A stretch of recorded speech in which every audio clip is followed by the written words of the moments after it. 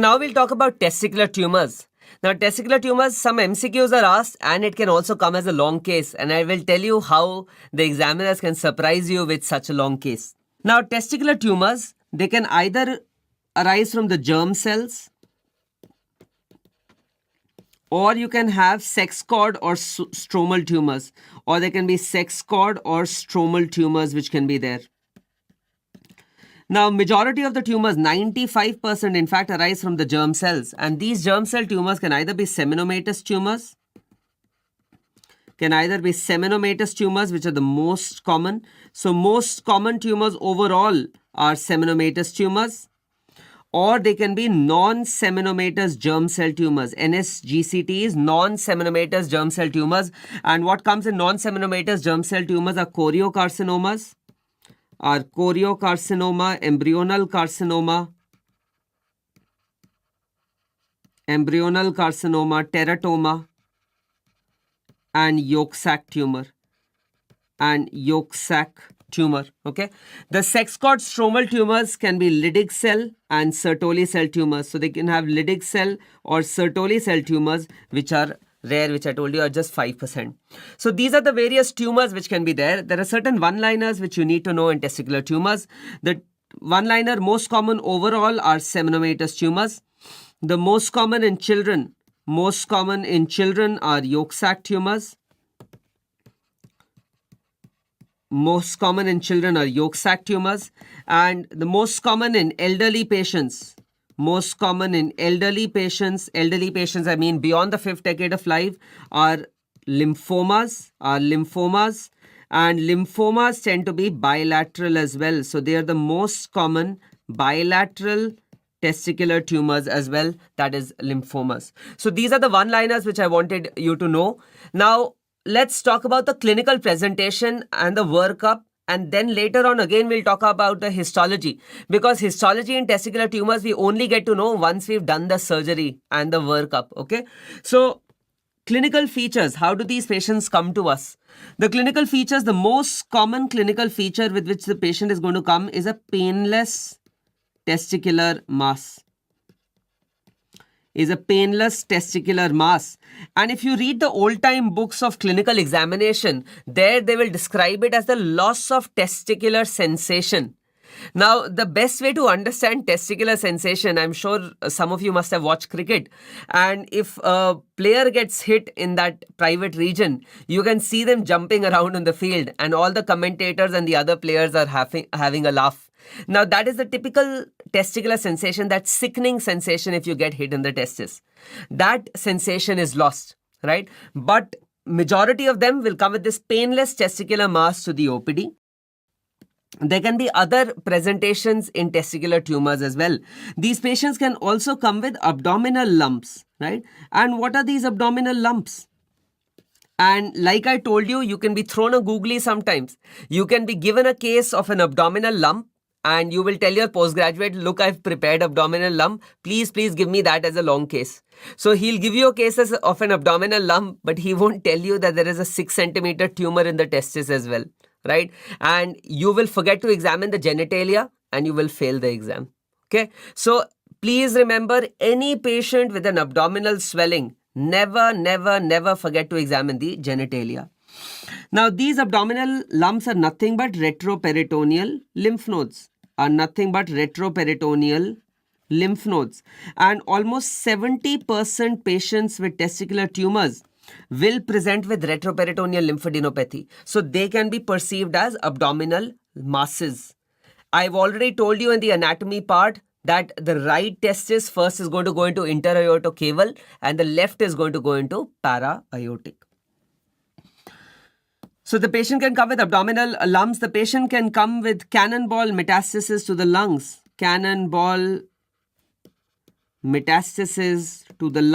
Right? And you can see such large cannonball mets in the lungs. These can be seen in other tumors also, but also common in testicular tumors. They can also be atypical presentations of testicular tumors. So what are the atypical presentations of testicular tumors? You can get a hurricane tumor. What is a hurricane tumor? A hurricane tumor is a very aggressive choriocarcinoma.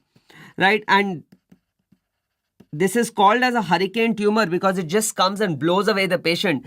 The median survival in these patients is just 6 months. And this is such an aggressive tumor that, what happens, it grows so quickly that it will outgrow its blood supply, right? So when you feel the testis might not have a mass because it has outgrown its blood supply and it is not getting blood. But before it outgrows its blood supply, it would have already metastasized to other organs. So it is very aggressive, and that is why it is known as a hurricane tumor. Now, if you have Sertoli cell tumors, the patient can come with feminization features. Patient can come with feminization features if it's a Sertoli cell tumor. And if it's a Leydig cell tumor, the patient can have masculinization. There can be masculinization, and these patients can also have gynecomastia. They can also have a gynecomastia, or precocious puberty can also be there, right? So these Sertoli and Leydig cell tumors can also present this way. These are the various presentations of testicular tumors. Now, whenever you get a patient with a suspected testicular tumor, that means the patient has come with a testicular mass. How do we proceed in this patient? So the management and the workup of these patients, I want you to remember a golden rule. No transscrotal biopsy or FNAC is to be done. We don't carry out a transscrotal biopsy or FNAC in a patient with a suspected testicular tumor. And the reason for that, I will tell you in just 5 minutes. I'll tell you the reason for that. We never carry out a transscrotal biopsy because this upstages the tumor. This can upstage the disease. So we don't do that. Okay. If you have a suspected case of testicular tumor, then in these patients, we will carry out the Shivasu's maneuver. We will carry out the Shivasu's maneuver in these patients. And what is the Shivasu's maneuver? The Shivasu's maneuver is that we will make a high inguinal incision. We will make a high inguinal incision in these patients. And after high inguinal incision, we will deliver the testis. We are going to deliver the testis. Once we've delivered the testis, we are going to split the testis. And then we will send out a biopsy. So we'll send out a frozen section. If the biopsy is positive for cancer, then we will carry out a high inguinal orchidectomy. Then we will do a high inguinal orchidectomy in these patients. But if it is negative for cancer, we will close up. Right, we'll close up and we'll return the testis. So this is what is done in suspected testicular tumors. We will always carry out a high inguinal orchidectomy in these patients. Okay. Now, one more thing which can guide us towards whether the patient has testicular tumors or not are the tumor markers. And the 3 tumor markers which can be raised in patients with testicular tumors are beta HCG, LDH, and alpha fetoprotein. So if these tumor markers are raised before surgery also, that is an indirect hint that these patients have a testicular tumor. But these tumor markers can be normal. So whenever there's a doubt, we will carry out high inguinal orchidectomy. Only after this high inguinal orchidectomy, once we've made the diagnosis, then only we can do the staging of these patients. So you will see that staging for testicular tumors is always pathological staging, because we have to carry out an orchidectomy and then we have to send the tissue to the pathologist. So it is always pathological staging. Now, PTX is when the primary tumor cannot be assessed. PTIS, this is very important. This is intratubular germ cell neoplasms. Intratubular germ cell neoplasms. And these intratubular germ cell neoplasms, I told you, can develop in patients with undescended testis, right? They can be seen in patients with undescended testis. They can be seen in patients with Klinefelter syndrome. So these are the risk factors for testicular tumors. PT1 is when the tumor is limited to the testis and the epididymis without LVI, right? Without lymphovascular invasion. or it can involve the tunica albuginea, but not the tunica vaginalis. Whereas PT2 is when it is limited to the testis and epididymis with the lymphovascular invasion, and it is extending through the albuginea with involvement of tunica vaginalis, right? So let's go back to that diagram which we made right at the start. Okay, what will be T1? T1 is going to be if it is just inside the testis, if it is just in the testis or the epididymis but no lymphovascular invasion, and the albuginea is involved but the vaginalis is not involved. This is T1. T2 will be when the tunica vaginalis is also involved. This is going to become T2, and in T2 lymphovascular invasion can also be present. Okay, lymphovascular invasion can also be present in these patients. Now T3 is involvement of the spermatic cord with or without lymphovascular invasion, and T4 is when it involves the scrotum with or without lymphovascular invasion. So let's look here now. Let's again go back to that diagram which we had made. So T3 is going to be when the cord is involved. T3 is when the cord is involved. And T4 is when it goes beyond this also and it involves the scrotum. That is going to be T4. Now, why did I tell you that we don't go through the transscrotal route? Why don't I do a transscrotal biopsy or a transscrotal FNAC? So the reason for that is that if I go through the scrotum and some cells get deposited there, so what is going to happen? Supposing the patient just had a tumor in the testis and I did a biopsy and cells get deposited in the scrotum, then this becomes a T4 disease. It jumps to a T4 disease. Okay. So because of our mistake, we can convert a T1 cancer into a T4 cancer. Okay. This is not it. That it does not end there. So we know that N0 is no lymph nodes. N1 is para-aortic lymph nodes less than 2 centimeters in size, right?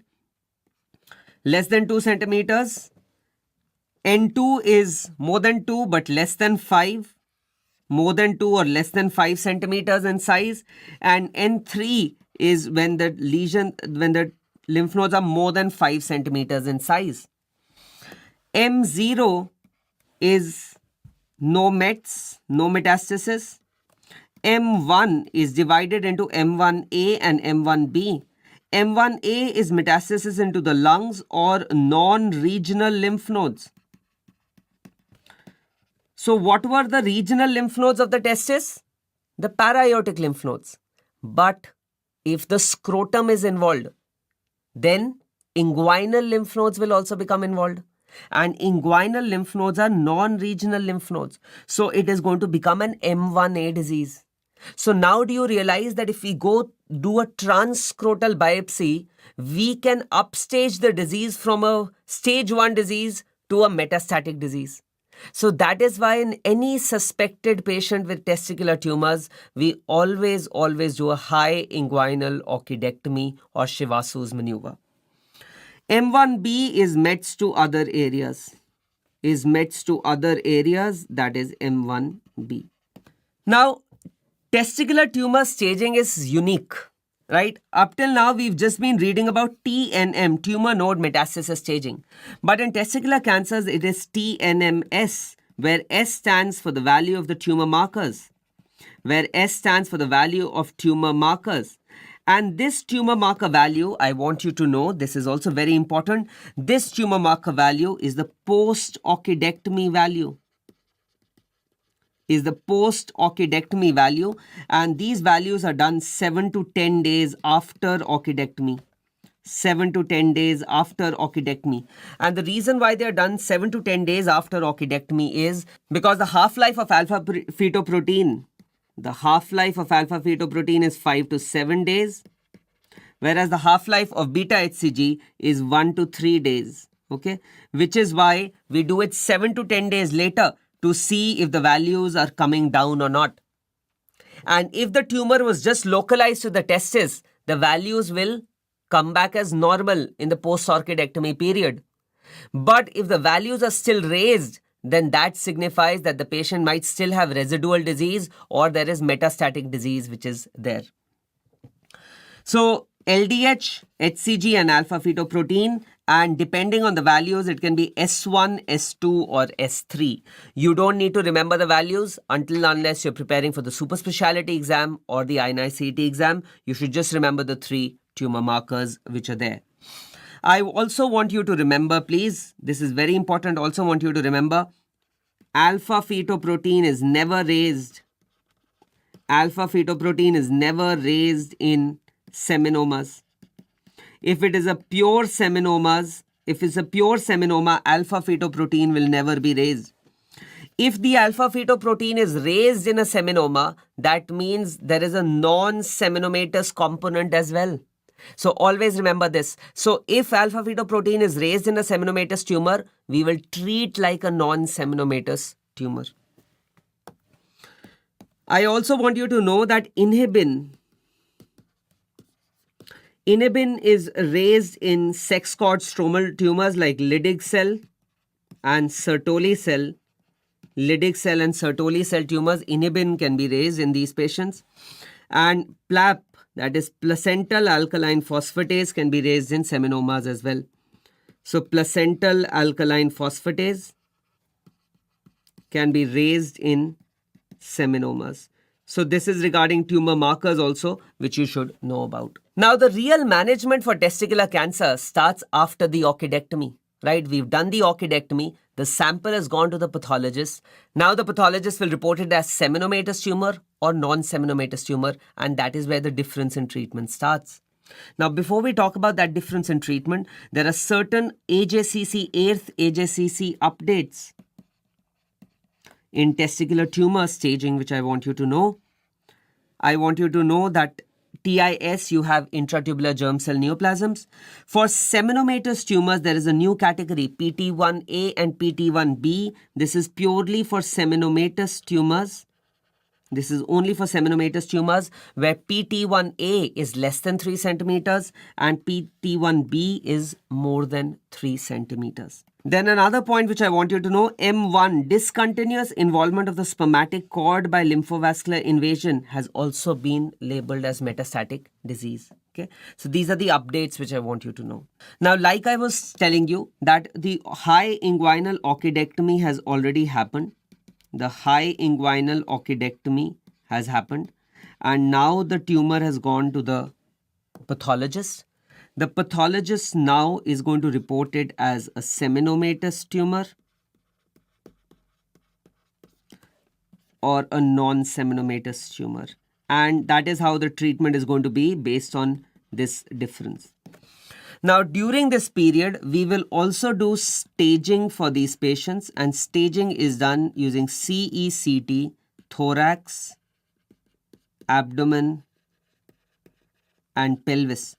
So, CDCT, thorax, abdomen, and pelvis will also categorize where all is the disease present and will help us in the management.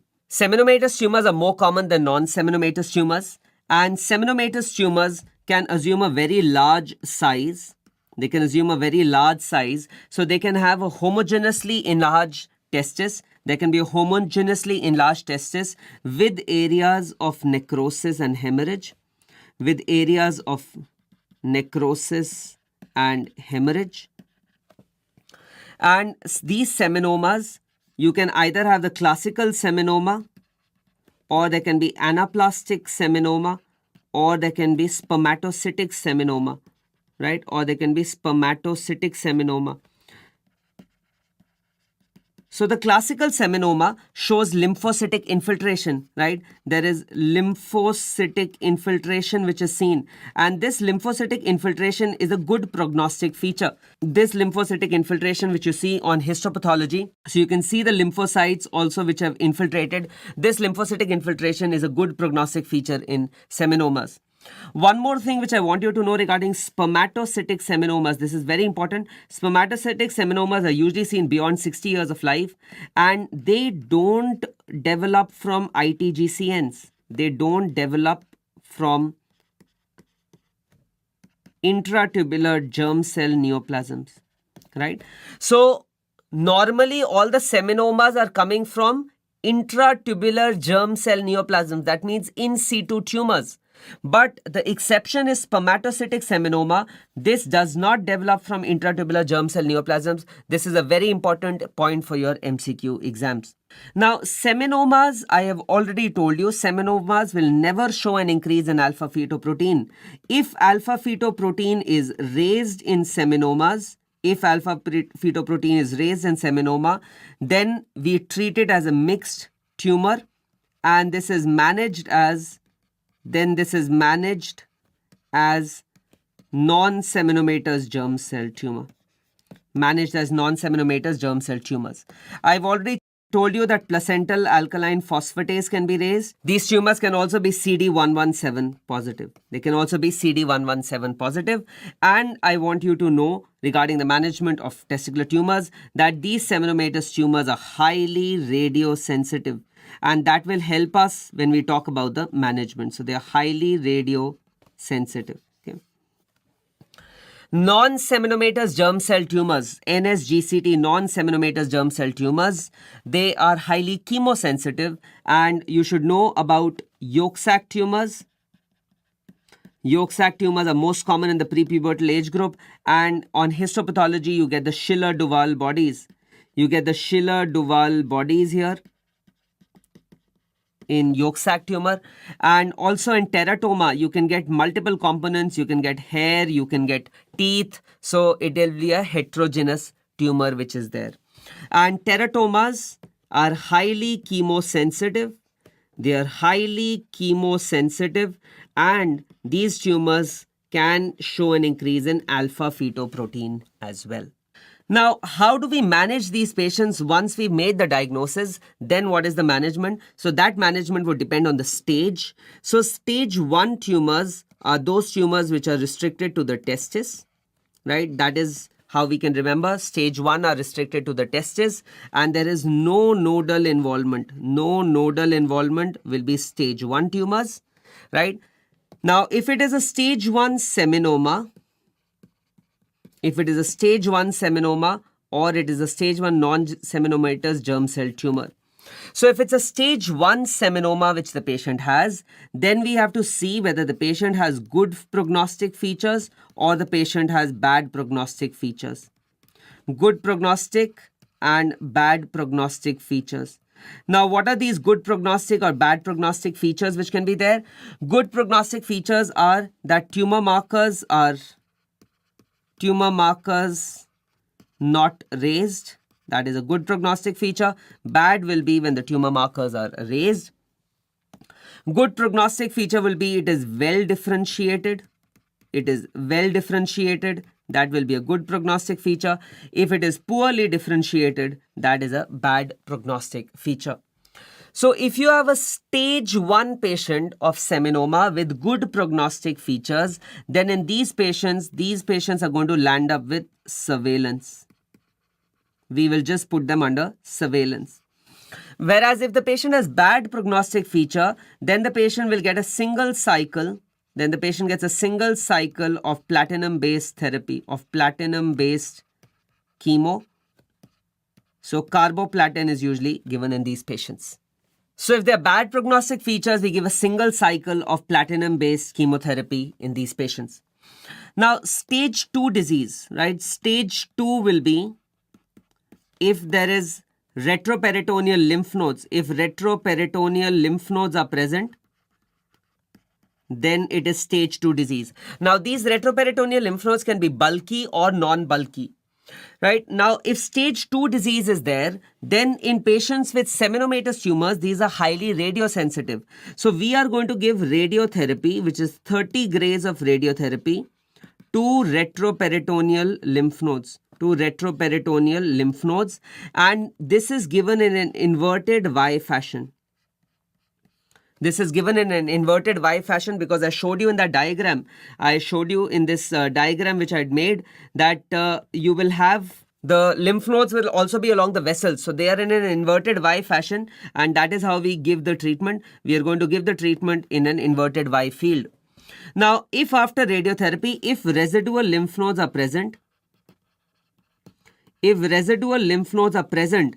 In seminomatous tumors, it is very difficult to do dissection because the lymph nodes are very adherent to the vessels and it is very difficult to carry out a retroperitoneal lymph node dissection, which is why if residual lymph nodes are there, then we are going to give chemotherapy in these patients. Then chemotherapy will be given. Now, stage 3 disease is when metastasis is present, metastasis is there.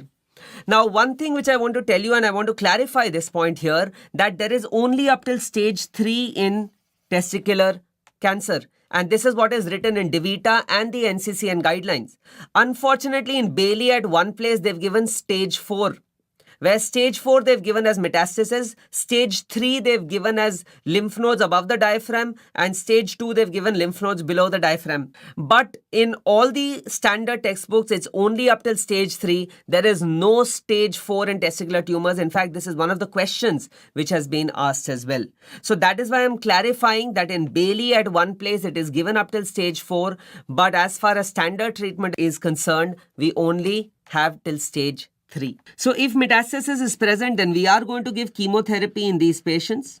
Chemotherapy will be given in these patients. And the chemotherapeutic regime which is used for testicular tumors is BEP, bleomycin, etoposide and cisplatin. Bleomycin, etoposide and cisplatin. And we know that out of these, bleomycin is the one which has lung toxicity, which has pulmonary toxicity. It can cause pulmonary fibrosis. Now, if lymph nodes are present even after chemotherapy, then in these patients, we will again give radiotherapy to these patients. So this is the management of seminomatous tumors. What about non-seminomatous germ cell tumors? Right, so non-seminomatous germ cell tumors, even if it is a stage 1 disease, the patient will get chemotherapy. So stage 1 disease also, patient gets chemotherapy because these are highly chemosensitive tumors. So we are going to give BEP, bleomycin, etoposide, cisplatin. Now if it is stage 2 disease, if non-seminomatous tumors, it is stage 2 disease, we will give chemotherapy in these patients, and that is known as induction chemotherapy. And after induction chemotherapy, if residual lymph nodes are there, or tumor markers are raised, then in these patients we will carry out RPLND. RPLND is retroperitoneal lymph node dissection. Right? Some people also do RPLND first and then do chemotherapy. Right? So both the options are there. Either do chemo first and then RPLND, or RPLND followed by chemo. RPLND, I told you, is retroperitoneal lymph node dissection. And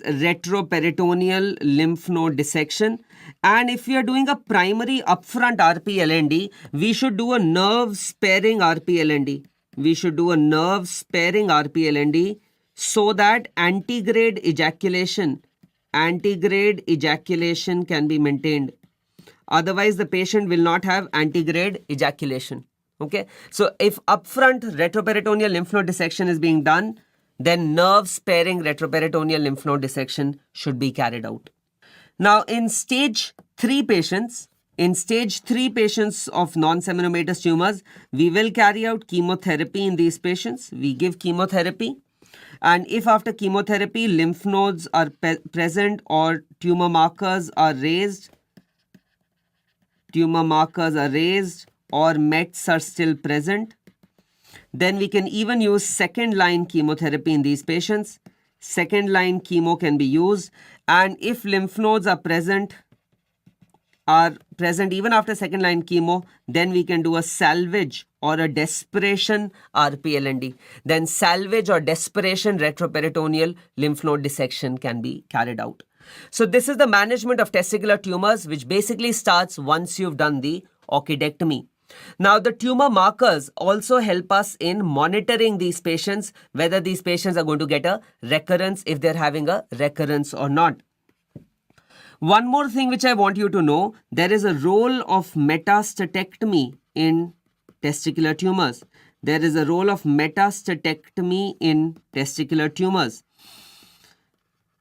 If you remember your module on colorectal cancers, I told you that if the colorectal cancer goes to the liver as well, then we can carry out dissection or resection of the liver mets, and that improves the survival.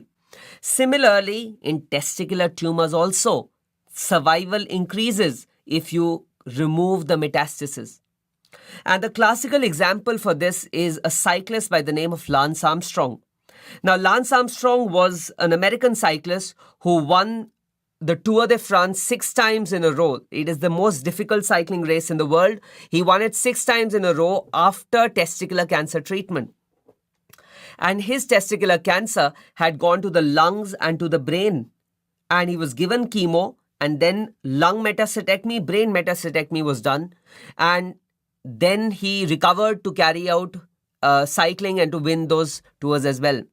It is different news that, he was doping and he had won all of them after doping, and then he was banned from cycling.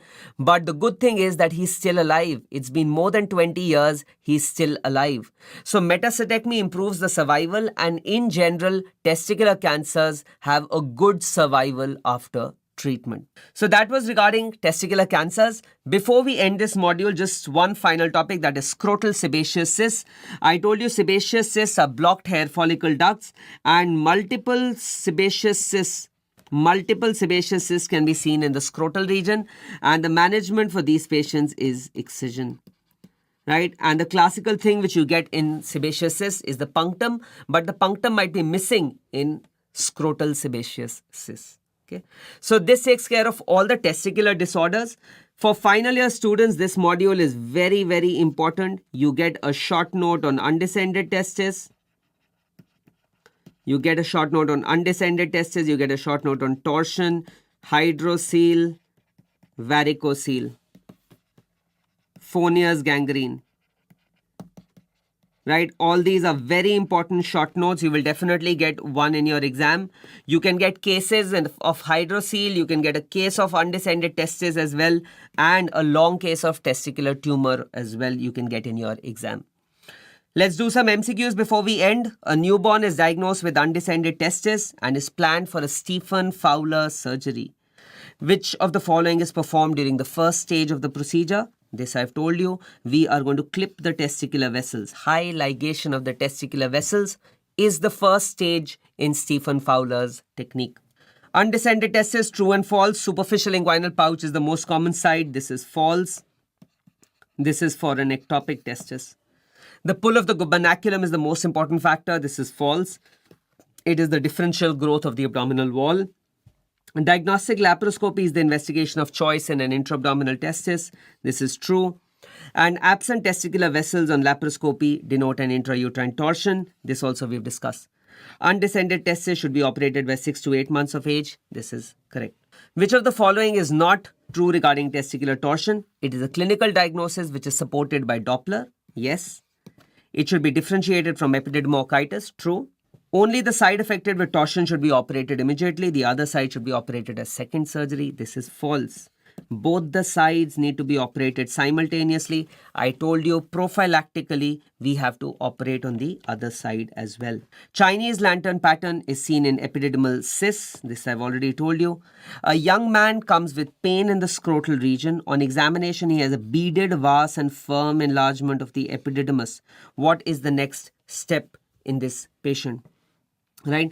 So beaded, vast and firm enlargement, these are signs of tubercular epididymocarditis. These are signs of tubercular epididymocarditis. And in these patients, we should first confirm the diagnosis with the TB-PCR, and then we should start these patients on anti-tubercular therapy. There can be a doubt if the patient comes with a testicular mass. Then the only way to differentiate between tubercular epididymocarditis and testicular tumors is to carry out a Shivasu's maneuver.